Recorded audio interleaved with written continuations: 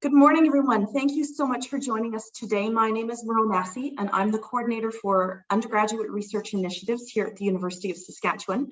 And this session today is part of our entrepreneurship module. There's a whole series of them that we're going to be doing throughout the summer. And these come from Research Excellence and Innovation, which is another unit of the Office of the Vice President Research here at the University of Saskatchewan. And under the entrepreneurship, so last week we had Business Basics 101 with Jenilyn Santos Ong, and so you can find it on our YouTube channel. It's all posted.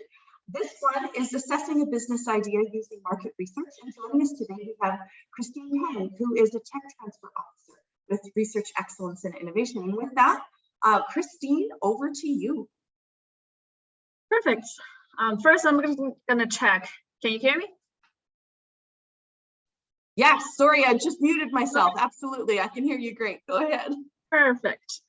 I'm very excited today to discuss one aspect of entrepreneurship with you guys. And today's topic is assessing a business idea using market research. Some of you probably have met some of my colleagues last time, and then you will for sure be meeting more of my colleagues in the future to discuss more interesting topics. But before diving into today's topic, I would like to do, whoops, how do I go to the next slide? Okay, I'm froze. There you go. Just a brief introduction of who I am, where I come from. So my name is Christine. I'm from the Research Excellence and Innovation, short form is REI.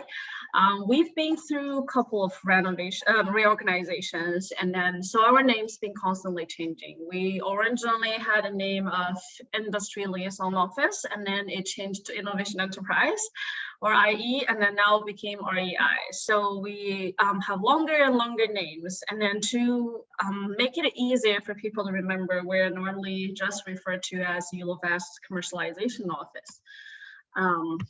What we do normally is we work with campus researchers, creators that have new ideas, new solutions, creations. So we help develop their innovations, and then we push their creations out to the society to realize their market value.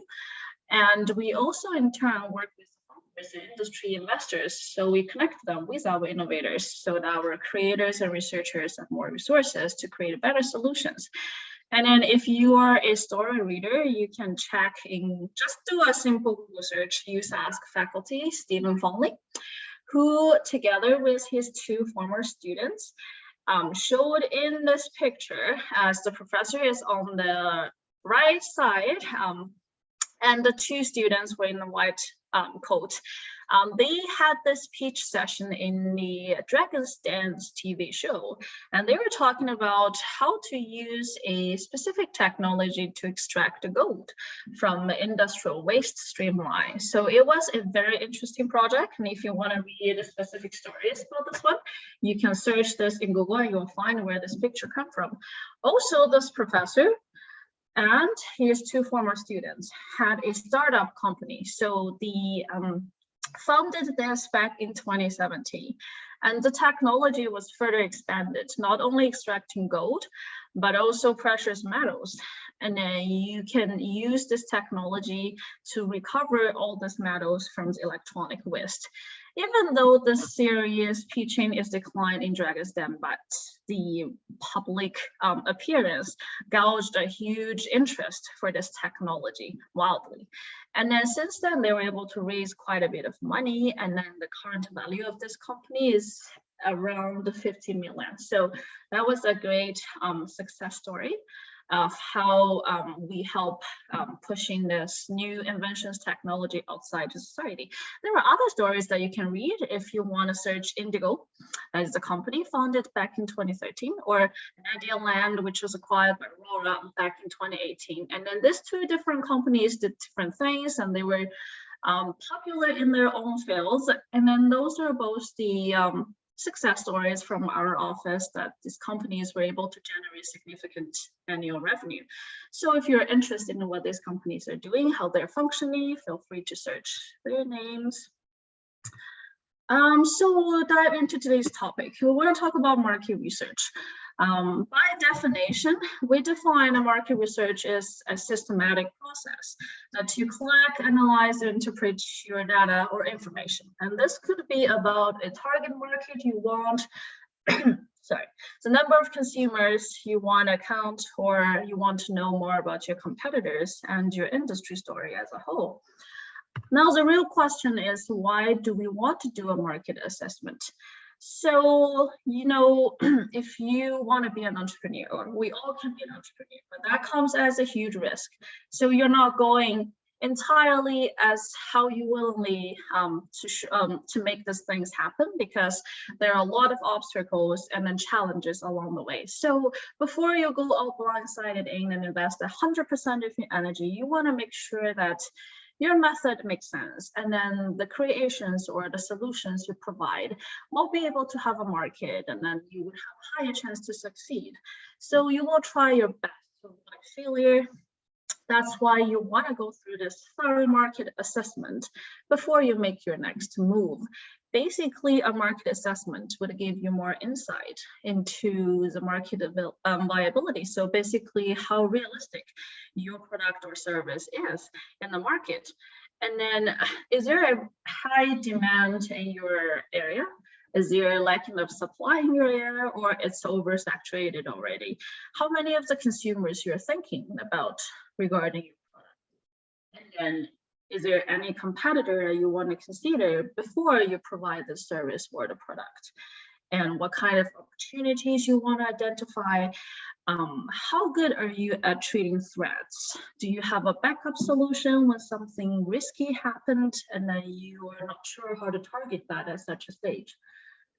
So basically, if you want to be an entrepreneur, you have a business idea, you either cooperate with somebody to realize this business idea or work on your own. In any of those situations, you would want to know where do you start? What kind of information do you have to look at before you realize that idea? That's why the market assessment can tell you a wide range of information that you need to gather before even thinking about realizing this idea of your own. You need to have a full industry outlook, basically different segments, which segment you want to target at. Is there going to be a growth rate of this product or the service? How big is your market size? And then whether you have different targeted segments or you only want to target one aspect of the service. So that's all the decisions you have to make. But in the first stage, it is better to gather all the information so you can make a better decision after organizing all the information you have on your hands. Even relating to market trends, such as, will this market grow in the next 5 to 10 years? If it's not going to grow, then maybe it's not a good idea for you to try this at the moment. Compare with other competitors, how they are doing, and then what are the bigger players in the market so that you might face competition with. How are other people doing their pricing? How well you do your pricing? And then where do you choose to have your market? Is it going to be in a specific location internationally, wild globally? So that's all the decisions you can make, but that's all information you can get from this market assessment. Talking about doing a market assessment for entrepreneurs related to their business ideas or projects ideas, there are common mistakes that people make. The first mistake is coming from the rely on free data from the internet. So it is great that you can simply do a Google search, put in a keyword, a sentence, and there's a millions of results coming out. But a lot of times we are lacking of the selection process. So our brain is triggered to see this is an interesting topic. We would want to go look into it, and then we would think this is a reliable resource, but a lot of times it's outdated. It might be not even related to the current situation, and the data is incomplete. Maybe it's completed by some entrepreneurs that are not even accurate in collecting their information, so that you're purely relying on the superficial searches wouldn't be enough to give you a solid idea of whether your solutions, your idea is relevant to today's society or not. And the second thing is that we rely on our personal network, basically friends, families, colleagues. The problem is that when you become an entrepreneur, when you started thinking like an entrepreneur, you want a positive energy, and we all want that. We want to be around positive people. So that's why you started talking to your family and friends. You wish to get the support from them. So you think that you might have a success in the future. So you started relying on more trustful people because you think they only give you positive feedbacks and push you forward and give you encouragement, which is fine. But that's not a truly meaningful insight because you're not counting on all aspects. You want to hear from other people as well, your senior leaders, your non-friends people, and then sales prospects, customers, suppliers, and the stakeholders, even your competitors. Anybody that have insight of the current state. So you might have a well-rounded SWOT analysis on what kind of strengths you might have and what kind of weakness you might have. So you have a full 360-degree understanding of your current situation. So here I have a very simple graph just to illustrate what rely on your self-assumption and then the overexcitement would look like for finding out the market size. So for example, you develop a thing or a software that is working for busy people. So busy people such as in Saskatchewan, they don't have time to run errands. So you develop the software that connects these people and then you help them run errands everywhere. So you think this idea is perfect and you're very excited about this creation and you started counting how many busy people here in Saskatchewan, and then you came up with this number, 50,000. You think this is perfect. My market is 50,000 people. I'm able to give all of them the good service and I'll be able to earn a lot of money. But that's not the number you're actually looking for, because turned out the software is not very good for very young people and very senior people. So the young kids and people who are 60 years old have no clue what your software is. They were not good with technologies, not using computers, no idea what the cell phone is. So they can't use the software. So your market is actually 25 to 55 years old who's capable of figuring out how to use technology. So that dropped your number from 50,000 to 20,000. So you're thinking, well, that's fine. I still have 20,000 people as customers, but that's also not the end of the story. You still have to consider what's the capability of yourself. You have this idea doesn't mean you can run around 24/7 to work for people. If that's the case, that'd be perfect. But you only have such as 3 people you can work. You can have your dad, your mom, and yourself. And you guys running crazily every day and only reach downtown area, for example. And then you can only serve 1,200 customers a year. So that's 1,200 would be a more realistic number compared with the 20,000 that's probably still in your dreaming session that you think all of them would be interested, but you're actually able to reach 1,200 physically. So that's a limitation you have to consider when you have this entrepreneur side, as all the limitations that would draw down your numbers in your market. And maybe that's not even the end of the story. You find out there are other friends of yours doing the same thing. They have a bigger family, so they run around more than you do. And then you're facing the competition in the market now. So a whole year finished, you only did 400 customers. So the revenue actually you realize and the profits you made is actually based on the last 400 people. So that's a huge difference compared with the beginning 50,000. So that's why I'm saying without a thorough market analysis, you might ended up dreaming about a 50,000 number, but the actual thing you're getting is 400. So it's good to get enthusiastic about things, but it's also good to be practical. When you are having a business ideas, you want to be cautious about the numbers.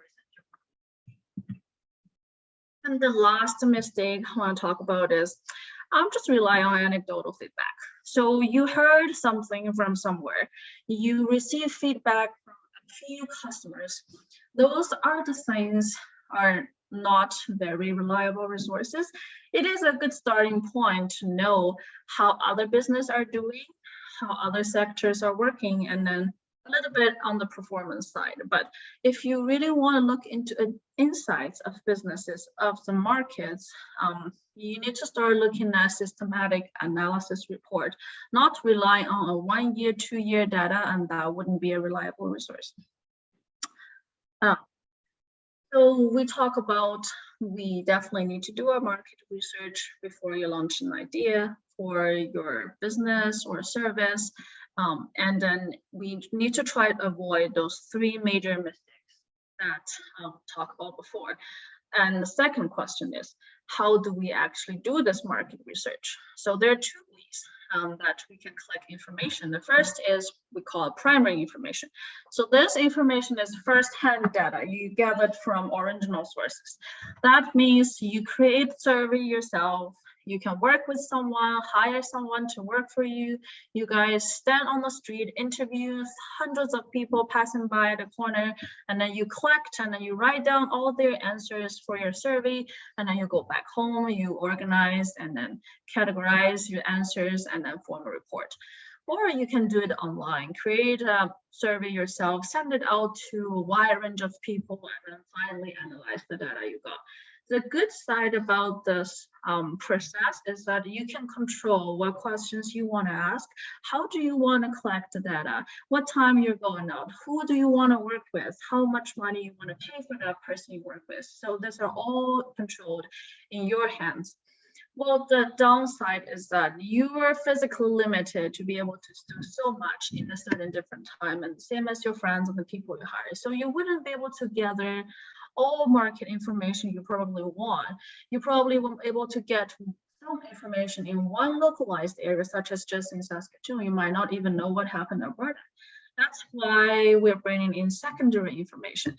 So these are the informations that are all gathered by other people all around the world globally, and they publish their results everywhere online or offline, because sometimes you put in newspapers, journals, reports, magazines, even you can read anytime you buy that.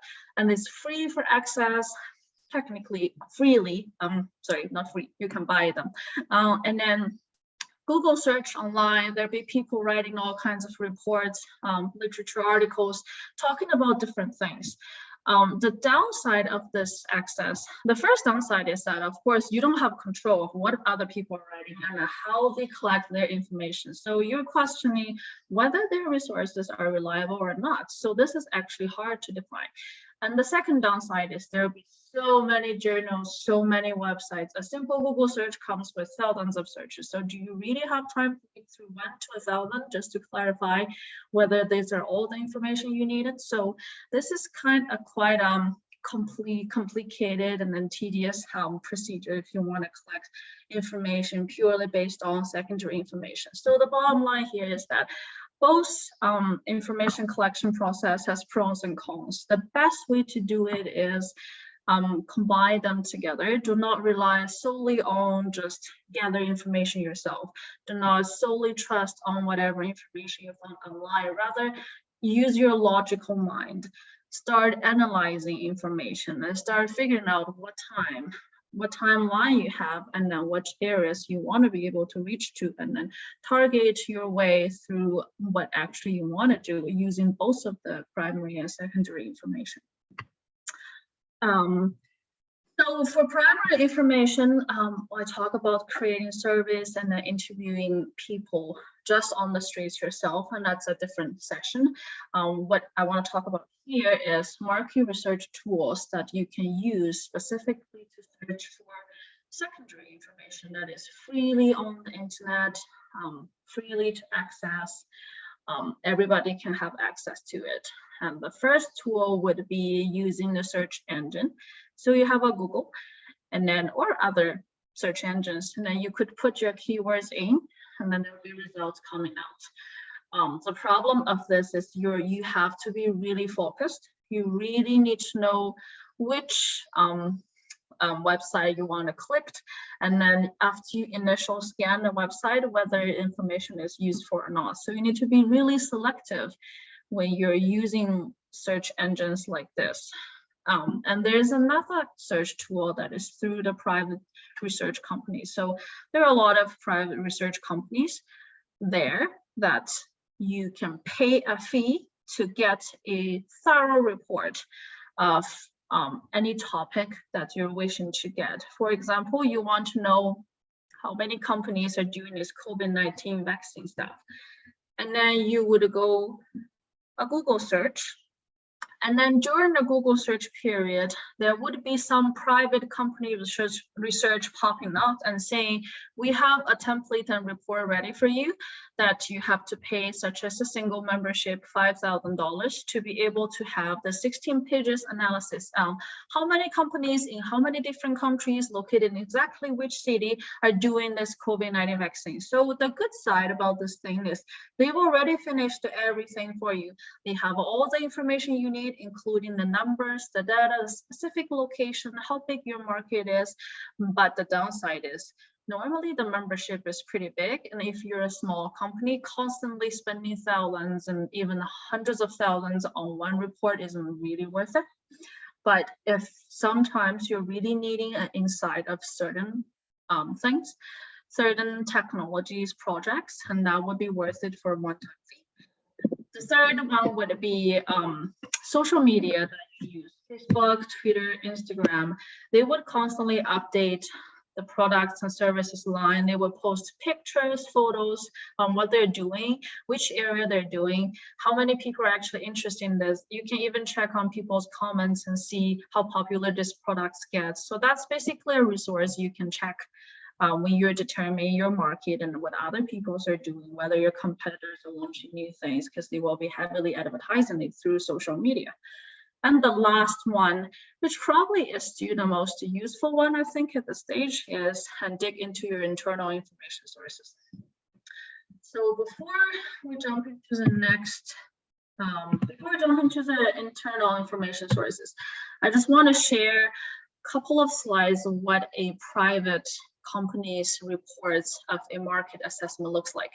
So if you look into business insights, such as you have a report like this, when you go through Google searches, it might pop up sometimes and telling you that this is a company, has a title, it's a company that doing market assessment, has a title for you, has a keywords and then a summary for you. Basically, they will give you all the numbers you need, such as the total market size is this number, and then a projected to reach this number, and then give you an estimated performance in the next 10 years, and then will tell you when this market analysis is published. So you can see here is published 2020, so that's a relatively new one, and it will tell you what year is based, 2019, so that's a reliable resource. It was not based on 19 something, so that was technically countable. And then how many pages you have, so 125 pages. That means you will have all the words, the graphs, and the lines, and the calculation methods. Everything would be included for you. So that would be a reliable report. However, you can see a single user license cost you for $4,850. So that's a pretty pricey payment if you want to just get access to 125 pages of a report. So for small business, that sometimes costs quite a bit. And the other example here is pretty ridiculous. So some market assessment firms such as marketresearch.com would give you very thorough analysis, such as this one has over 1,600 pages of a report. It is very detailed, very useful, but even said the lowest price guaranteed is over $20,000. So I feel like that's a pretty ridiculous price, even for a company that wants to pay to read this 1,600 pages of the reports. That's why I think this kind of tools and companies is easier for bigger and companies to get a subscription constantly, so that they can use this characteristics or features perfectly without paying this high of a fee for one time in order to get to read a report for details. So for small businesses, this wouldn't be a very viable option. Other examples, if you want to pull a company profile, such as you are interested in launching a product and you know your friends or other people are doing a similar business, you want to know where their business is located and how their business are performing. So you can get a company profile, credit profile from Industry Canada Business Credit Report. However, that's also a pay fee for service thing. You could actually get detailed information of when their companies are registered and then who registered it, what year was it, is it still active or deactive, and any information related to business credit. So that's just the one side of the tool you might consider using if you're really checking out competitors' profiles. The good news is that we have internal sources already that you can possibly take an advantage of when you have a USASK login information as either a student, staff member, faculty, researcher. So the internal market research reports is available for you because the USASK library subscribes to 2 market research collections. If you want to check, you can just go to USASK webpage, just search IBIS World Passport. You would be able to get to this page exactly showing here. And then under the market research collections, you would have a detailed explanation for you of what IBIS World reports consist of. Its focusing is more on the United States and Canadian industry, but we're pretty big in North America in these 2 countries. So that will give you a very good idea of how the general market looks like.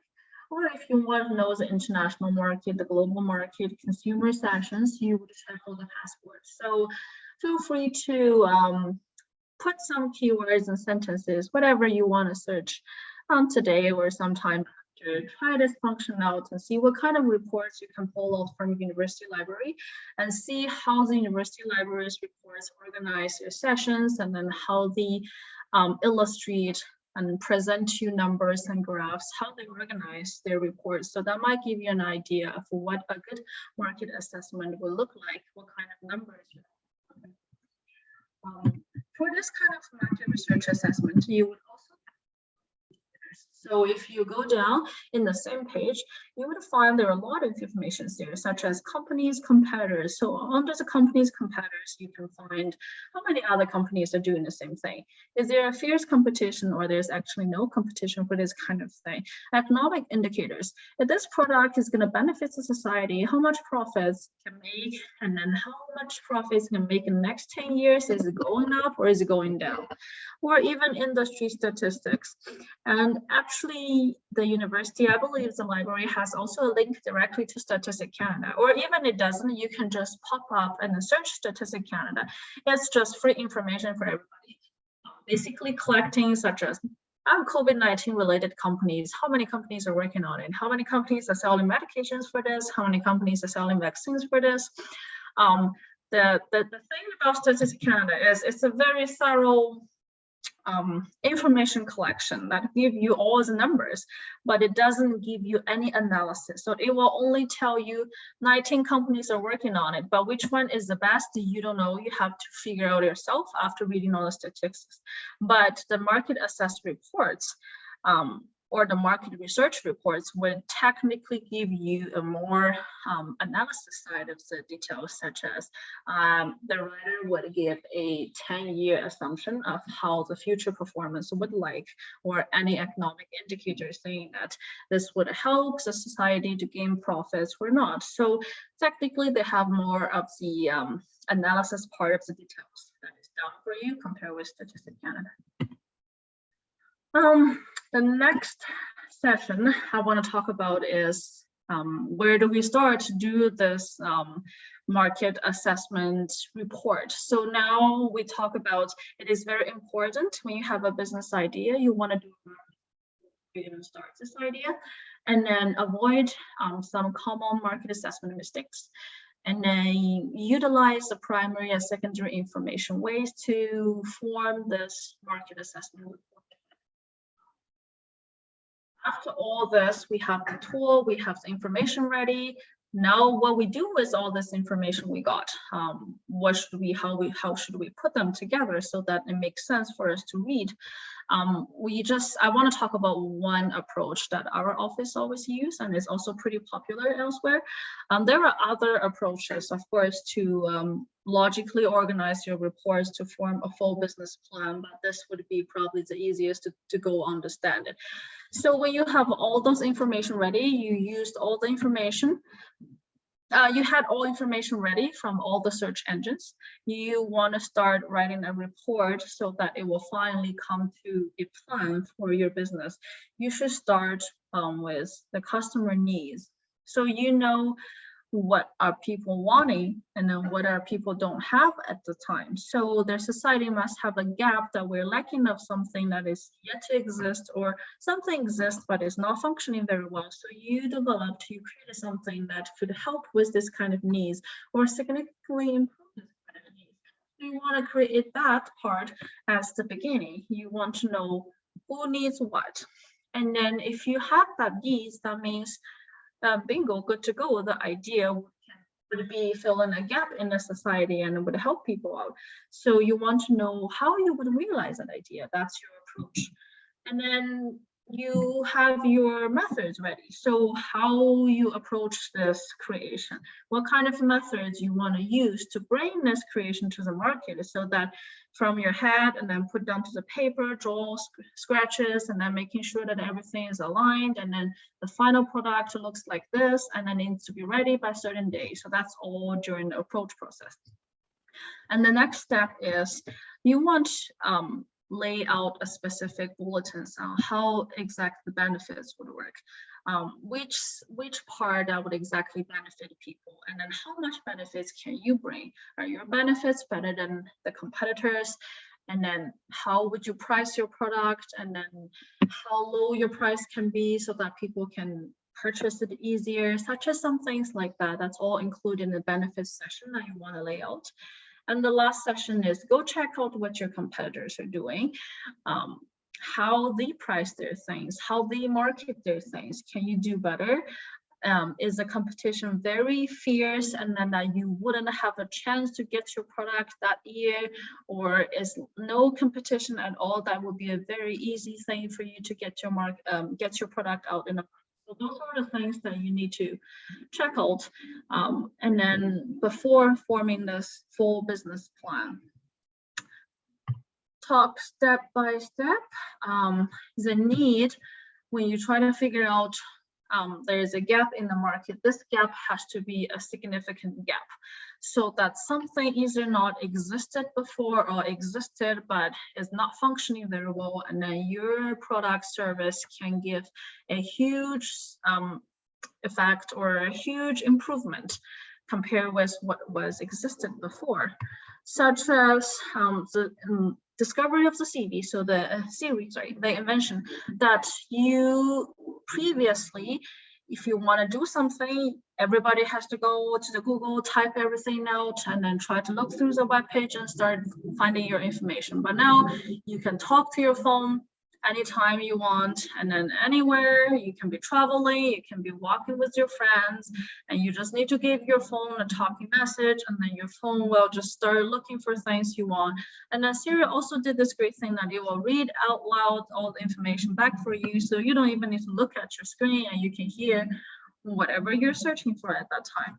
So this would be a significant improvement because there's no such thing existed. And then the reason that we're needing this is because this saves so much time and it makes it so much convenient. So that would be a successful example of how Siri fill in a significant gap in the market.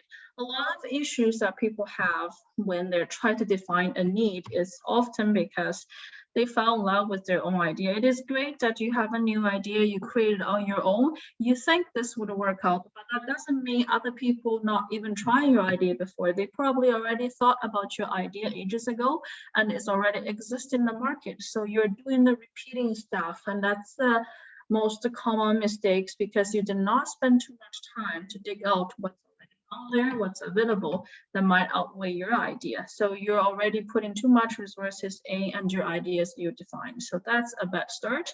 So if you want to do a thorough job before you start your idea, spend as much time as you can to learn what competitors are doing, what's already available on the market.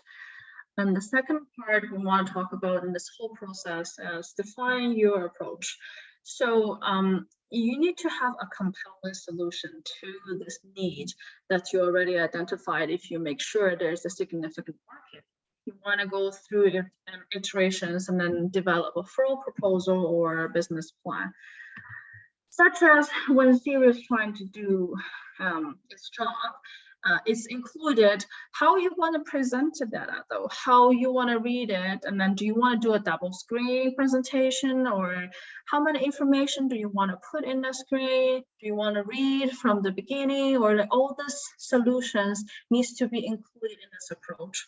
Not only of this product, any services that is not even physical needs this approach and solution. What kind of information you want to present during the service, and how do you want to present it, through what platform? How do people access this kind of information are all very important.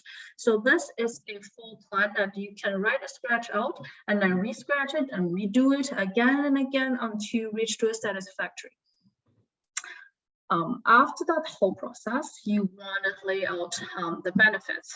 And then after you write out the benefits through a list form, such as a bulletin, number 1, number 2, number 3, and you lay them out first, and then you would start reading at all these benefits. And then you would want to select and then define or redefine whether these benefits are actual benefits or not, because sometimes you think the benefits is a benefit, but it's only a difference, because a benefit needs to be quantitative and substantially better, such as somebody invented a red t-shirt and then you got excited, decided to invent a blue t-shirt. So that is not, the blue color is not a benefit, it's just a difference. That means you've only choose to do differently in the color, but the color is already existed, it's red. So what you did substantially is nothing. You simply changed the color, and that wouldn't guarantee you have a good market, because people wouldn't necessarily like the blue color. They will probably just stick to the red color, and they don't care what color it is for the t-shirt, it's just a color. So that means you cannot be just different, you have to be substantially better. For Siri, for example, the substantially better treats comes as you can ask at any time. There's no limitations, and then it's free always to ask a question of your phone. Ask whatever questions you want, and Siri will give you how many answers through the web page and read out as long as you wish Siri to. So that's a thing that's substantially better than you personally typing 10 words in a search engine and then read through everything yourself. So this is something that is quantitative and substantially better, because it's not only different, it's offering such a huge benefits that is not even existent before. After you lay out your benefits and then you figure out that you have a potentially better solution, and then give potentially better benefits compared with, not compared with, just a potential better benefits that of your product. So you want to know, the last stage is the competition part. You want to check out what other competitors are doing, what they're working on, so you can make sure that your solution can offer the best value. This best value doesn't mean that you need to be very good in each of your areas. No, just means that the strength of your service or product you have can outweigh the strength of other products. It doesn't need to be perfect in every angle, but it needs to stand out in at least 1 or 2 sides compared with all the other competitors. If Siri can do the job as a Google search by simply typing, what Siri can do is maybe provide a faster searching response. If you type a sentence in Google, such as it takes 2 seconds for you to get all this result, all this information and website links, but maybe it takes Siri half a second to give you all the information, and then Google can read it for you, Siri can. And Siri can dig into all kinds of search engines, Google Bing, and not only from Google, but Google may be only limited to certain resources. So you want to think about all the strength. Your strength has to be at least 1 or 2 sides better than the competitor strength. So that would be able to make you stand out. Just a summary of this NABC proposition chain. When you do this to create a successful business plan, starting from all the business research or market research information you got, when you want to be successful, or when you are actually reaching success, you have to formulate all this step by step. You want to reframe each step before it's reached satisfactory to reach to the next step. And you would always want to focus on 1 or 2 big ideas, and then can offer potential solutions. So the thing that is not good to do is jumping steps. So you want to define everything at the same time without spending enough time in each session before you move to the second session. So skipping is definitely not a good way. And then there's a good meme that I found that I really like.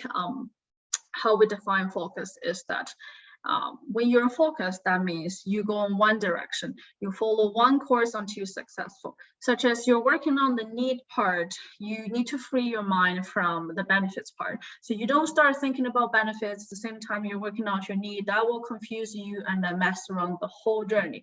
So you always go through one line and then go to the one course. You can, of course, finish the whole line and going back and redo the whole line, but at least one time when you're doing it, you don't jump and skip steps.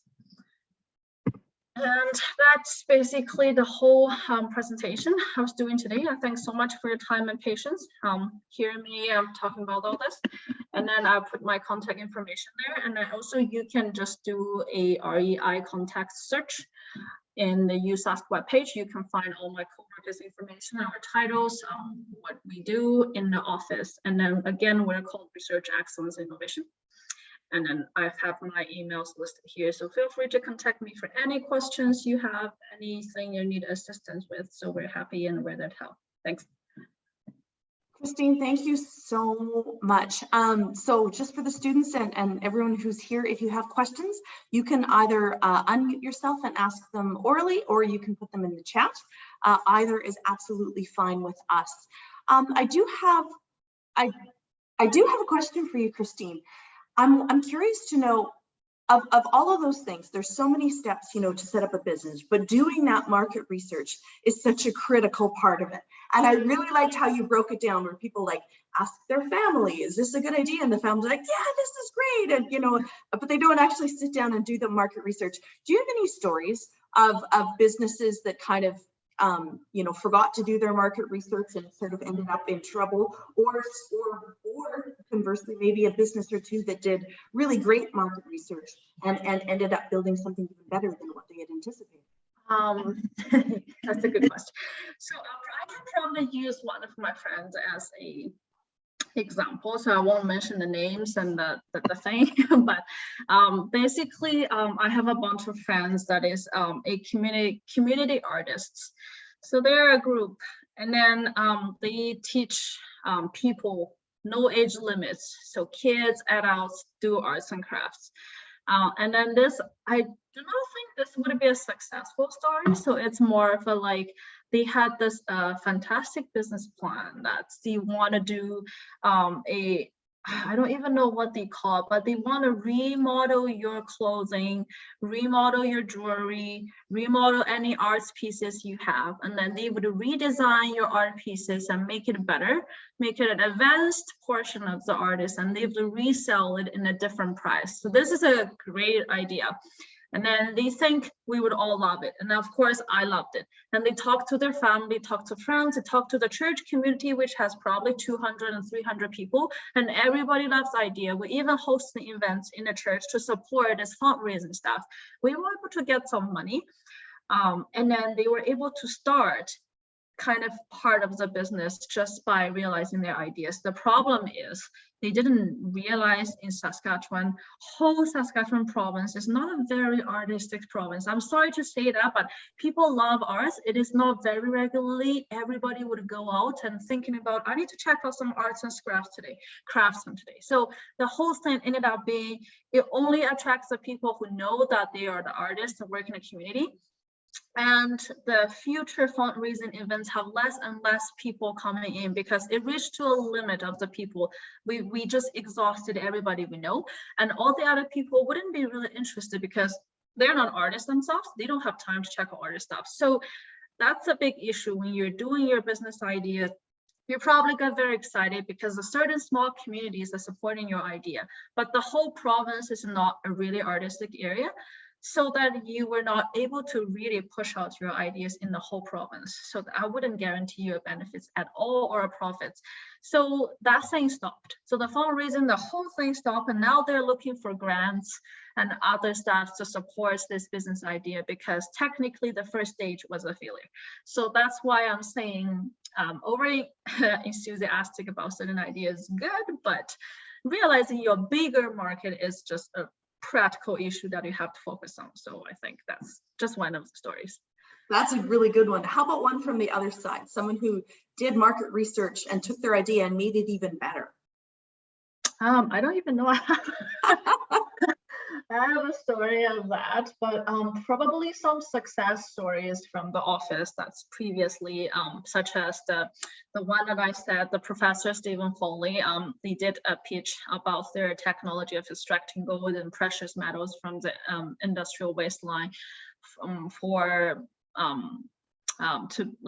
use the metals in different uses. So I think that was a success story because they did a very thorough research, market research assessment. So that's not only in Canada, that's internationally.